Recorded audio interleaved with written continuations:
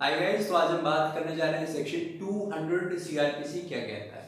अब एक बात समझ लो, सेक्शन 200 से सेक्शन 203 तक सीआरपीसी में जो पर्पस है इन सेक्शंस का वो ये है कि फॉल्स कंप्लेंट्स को साफ निकालना, पहचानना। कोई कहीं कोई झूठी कंप्लेंट तो नहीं कर रहा किसी को फंसाने के लिए, वो पहचानना। तो सेक्शन 200 बहुत सिंपल है। क्या कहता है कि मजिस्ट्रेट जो कॉग्निजेंस ले रहा है किसी ऑफेंस की, कॉग्निजेंस मतलब अपना जुडिशियल माइंड लगा रहा है उस ऑफेंस में, जो फैक्ट्स दिए हैं, जो पर्टिकुलर्स बताए हैं कंप्लेनेंट ने, क्या जुडिशियल माइंड लगा रहा है किस चीज में, ये देखने के लिए कि क्या सफिशिएंट बेसिस है, सफिशिएंट चीजें हैं उसके सामने, ताकि प्रोसीडिंग को, जुडिशियल प्रोसीडिंग को आगे बढ़ाया जा सके। तो अगर कोई मजिस्ट्रेट कॉग्निजेंस ले रहा है किसी ऑफेंस की, तो वो एग्जामिन करेगा। किसको एग्जामिन करेगा? कंप्लेनेंट को, और अगर कोई विटनेसेस प्रेजेंट है उनको, उनकी शपथ पे, भाई on the basis of their oath, ठीक है। और फिर जो एग्जामिनेशन उसने किया है इन लोगों का, एग्जामिनेशन मतलब पता लगाएगा ये लोग सच कितना बोल रहे हैं, कितना नहीं बोल रहे हैं, एविडेंस देखेगा, जो भी वो साबित करेंगे, जो पेश करेंगे, कंप्लेनेंट पेश करेगा एविडेंस।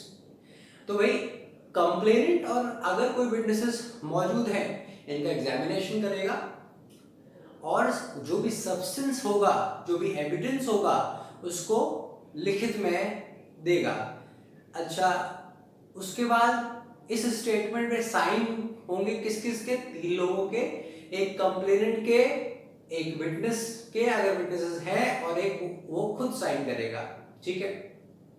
फिर आगे कहा गया है एक्सेप्शंस में कि अगर ये जो कंप्लेंट है रिटन फॉर्म में है, देखो कंप्लेंट जो है ओरल भी हो सकती है, रिटन भी हो सकती है। सेक्शन 2D में कंप्लेंट को बोला गया है कि it can either be oral और रिटन। तो अगर कंप्लेंट रिटन फॉर्म में है और किसने दी है? किसी पब्लिक ऑफिसर या कोर्ट ने दी है, ठीक है, तो मजिस्ट्रेट को एग्जामिन करने की जरूरत नहीं है। किसको एग्जामिन करने की? कंप्लेनेंट और विटनेसेस को। अगली चीज, अगर ये जो कंप्लेंट थी रिटन में है, और किसने दी है? किसने दी है? किसी मजिस्ट्रेट ने, किसी और मजिस्ट्रेट ने इस मजिस्ट्रेट को ये केस सौंपा है विद रिटन कंप्लेंट, तो भी उस केस में भी एग्जामिन नहीं करेगा ये मजिस्ट्रेट कंप्लेनेंट को और विटनेसेस को, उसको जरूरत नहीं है। लिखा है ही नीड नॉट एग्जामिन।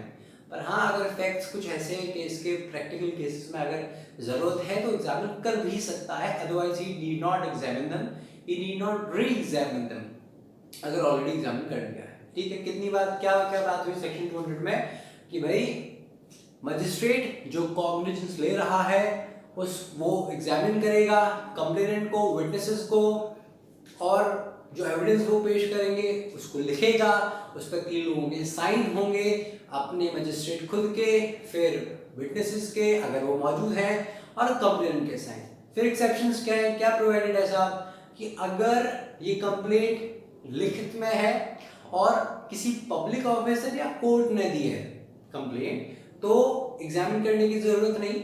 या फिर किसी दूसरे मजिस्ट्रेट ने सेक्शन 192 में इस मजिस्ट्रेट को केस दिया है, सेक्शन 192 में या तो चीफ जुडिशियल मजिस्ट्रेट केस दे सकता है for further inquiry, for further investigation, या फिर कोई दूसरा मजिस्ट्रेट चीफ जुडिशियल मजिस्ट्रेट की परमिशन के से दे सकता है इनको केस, ठीक है। उस केस में भी जरूरत नहीं है एग्जामिन करने की, दैट्स ऑल।